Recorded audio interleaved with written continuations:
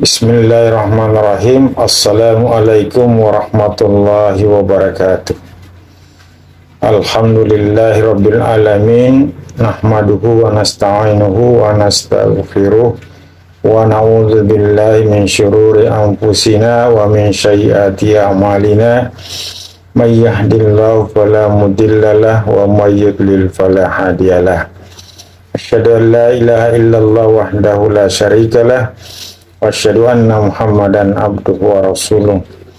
Allahumma shalli ala sayyidina Muhammad wa ala ali sayyidina Muhammad kama shallaita ala Ibrahim wa ala ali Ibrahim fil alamina innaka Hamidum Majid. Amma ba'd. Hadirin kaum muslimin rahimakumullah. Allah Subhanahu wa ta'ala berfirman di dalam Al-Qur'an, Bismillahirrahmanirrahim, wal asri innal insana lafi khusr illal ladzina amanu wa amilus solihah wa tawasaw bil haqqi wa tawasaw bis sabr. Sadaqallahul azim. Hadirin kaum muslimin rahimakumullah. Pada surah tersebut di atas, yaitu surah Al-Asr, menyampaikan kepada kita bahwa ada 4 amalan yang tidak akan mendapat kerugian di dunia maupun di akhirat. Dan pada ayat tersebut di atas diawali dengan Allah bersumpah dengan waktu. Wal asri, demi masa. Artinya waktu ini, Al-Asr ini adalah sesuatu hal yang sangat penting dan mendasar bagi kelangsungan hidup manusia. Ada tafsiran lain bahwa Al-Asr di situ adalah masa keseluruhan. Karena orang Arab menurut tafsir tersebut istilah masa, istilah waktu itu adalah Al-Asr. Mengapa Allah bersumpah terkait dengan masalah masa ini? Karena masa yang diberikan, waktu yang diberikan kepada manusia untuk berbuat, bekerja, berinteraksi dengan sesama manusia adalah hal yang sangat penting. Bahwa masa itu adalah masa yang sangat menentukan akan seperti apa hidup kita nanti di hadapan Allah Subhanahu wa ta'ala. Sehingga orang dalam menghadapi masanya jangan melakukan perbuatan-perbuatan yang akan merugikan di hari kemudian maupun seketika di kehidupan dunianya. Jangan dipermainkan waktu itu, karena waktu inilah yang sangat menentukan perjalanan hidup kita menuju Allah Subhanahu wa ta'ala. Maka Allah bersumpah di sini dalam rangka menyampaikan, menginformasikan kepada kita bahwa jangan bermain-main dengan waktu. Waktu tidak akan berulang kembali. Oleh karena itu jangan sia-siakan waktu, manfaatkan waktu yang sedikit ini, waktu yang sudah asar ini semaksimal mungkin, seefektif mungkin digunakan untuk hal-hal yang bermanfaat dalam kehidupan kita di dunia maupun untuk kemaslahatan kehidupan kita di akhirat. Makanya ayat berikutnya, innal insana lafi khusr. Allah memakai nun taukid, menggambarkan bahwa hal yang sangat penting, bahwa pada hakikatnya manusia itu sudah merugi dalam kehidupannya. Karena banyak waktu-waktu selama masa hidupnya ini tidak fungsional, tidak berguna bagi dirinya, tidak bermanfaat bagi, lebih banyak waktunya terbuang-buang sia-sia ketimbang yang bermanfaat. Sejak anak lahir sudah merugi karena belum bisa berbuat apa-apa, menginjak remaja belum bisa apa-apa. Jadi pada hakikatnya manusia itu sudah merugi. Nah, agar kita tidak tergolong orang yang merugi, tidak tergolong orang-orang yang sia-sia hidupnya, maka waktu yang singkat ini perlu kita manfaatkan agar kita tidak tergolong di hari kemudian manusia-manusia itu. Apa itu? Ada 4 hal yang dalam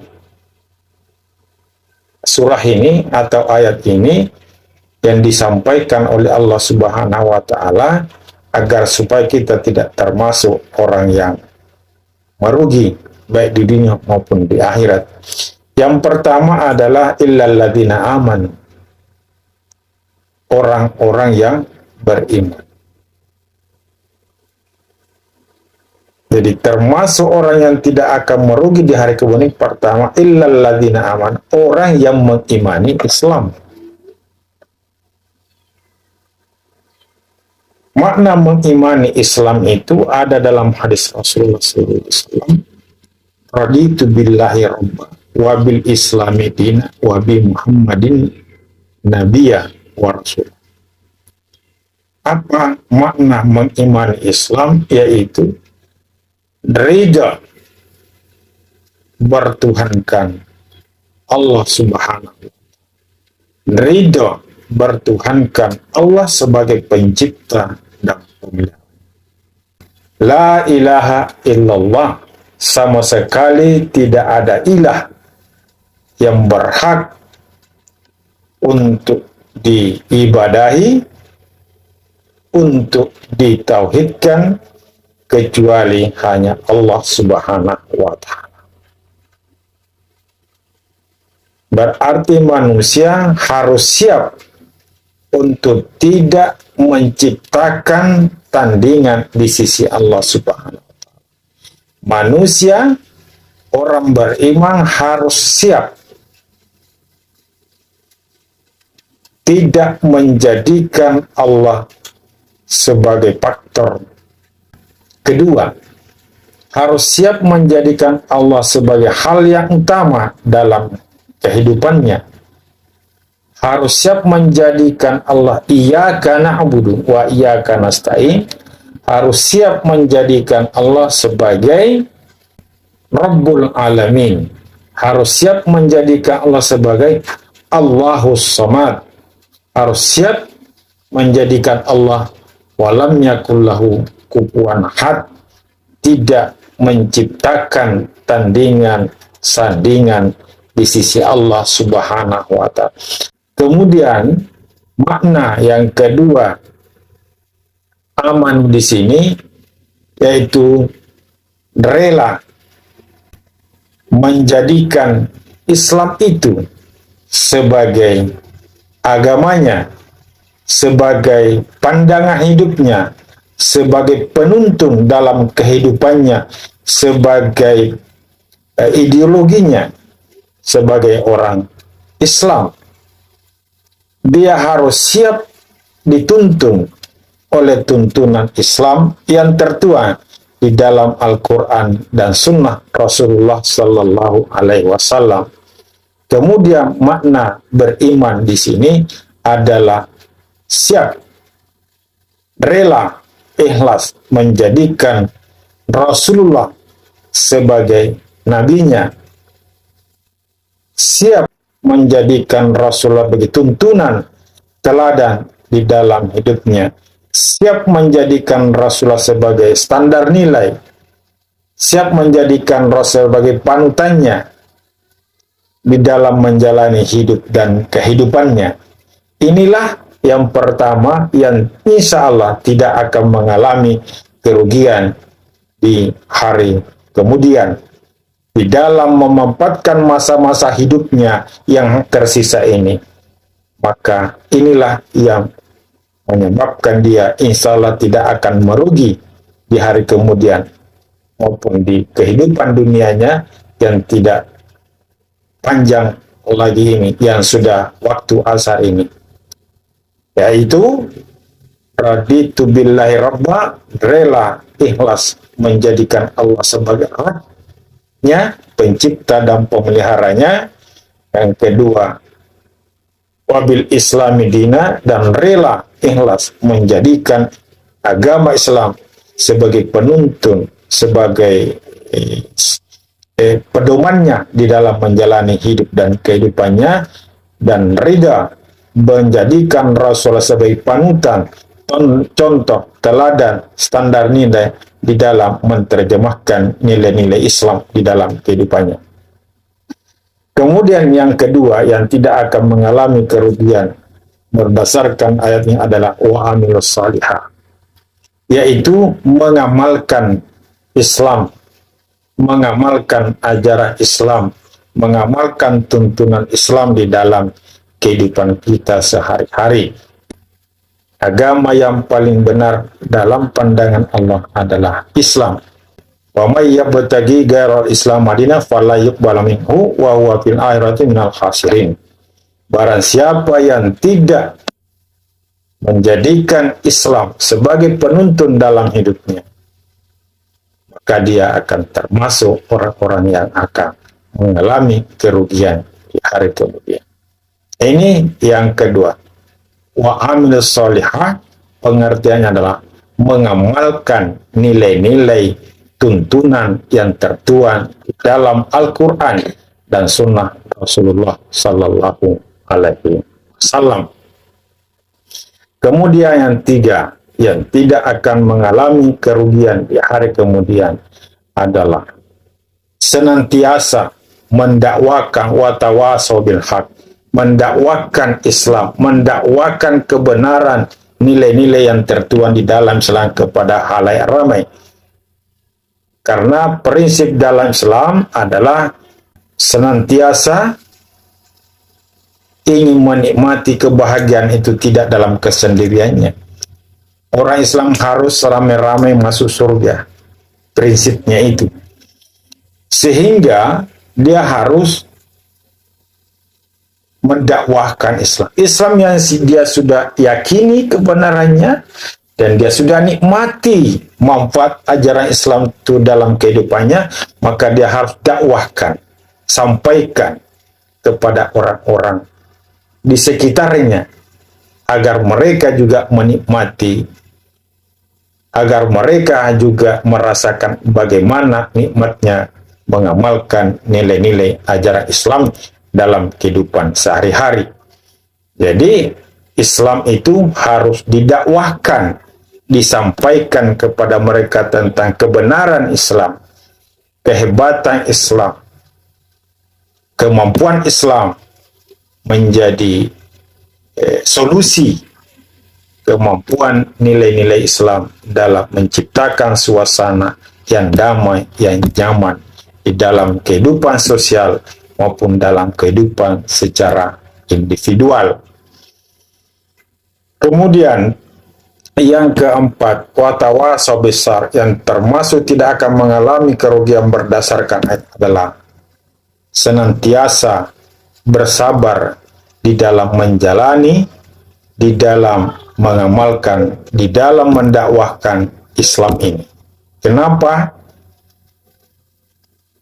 Tidak mudah mendakwahkan Islam, tidak mudah mengamalkan nilai-nilai ajaran. Banyak tantangan, banyak rintangan di dalam kehidupan kita.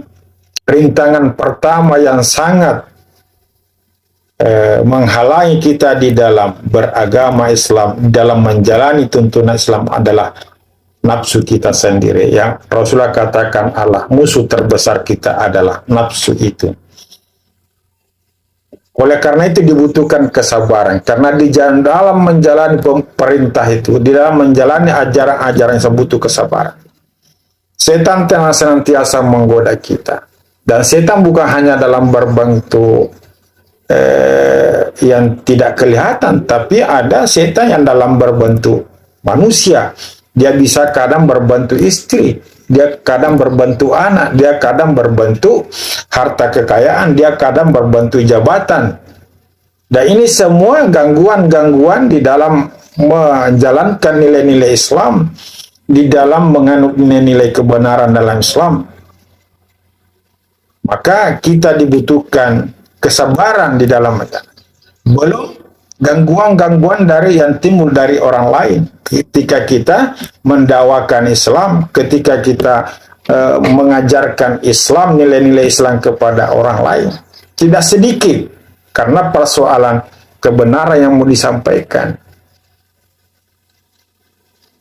Rasulullah mengatakan kulil haqqa wala kauna murna, katakan yang benar walaupun itu akan berakibat fatal terhadap kehidupan kita.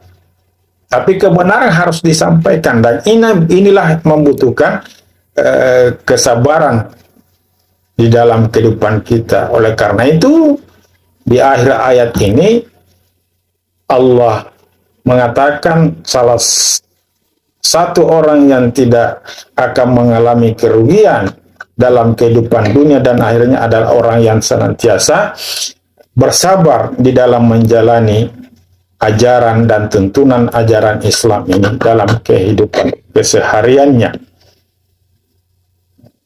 Oleh karena itu hadirin kaum muslimin yang sama-sama dirahmati oleh Allah Subhanahu wa taala, marilah kita di dalam menjalani masa hidup kita yang sudah dalam keadaan waktu asar, dimanfaatkan semaksimal kemampuan kita dengan cara pertama, mengimani Islam itu dalam pengertian raditu billahi robba wa bil islami dina wa bi muhammadin nabiyya wa rasulah. Yang kedua, mengamalkan Islam, mengamalkan nilai-nilainya, mengamalkan tuntunannya baik dalam kehidupan pribadi kita maupun dalam kehidupan sosial kita. Bagaimana Islam itu diterapkan dalam kehidupan rumah tangga kita, dalam kehidupan pribadi kita. Karena wajah Islam itu jelek tidaknya tergantung terhadap umatnya. Yang membuat wajah Islam itu tidak baik, yang membuat wajah Islam itu buram di hadapan orang, itu adalah karena penganutnya yang tidak konsisten menerapkan nilai-nilai ajaran agamanya dalam kehidupan kesehariannya, sehingga citra Islam jelek di tengah-tengah kehidupan orang. Banyak.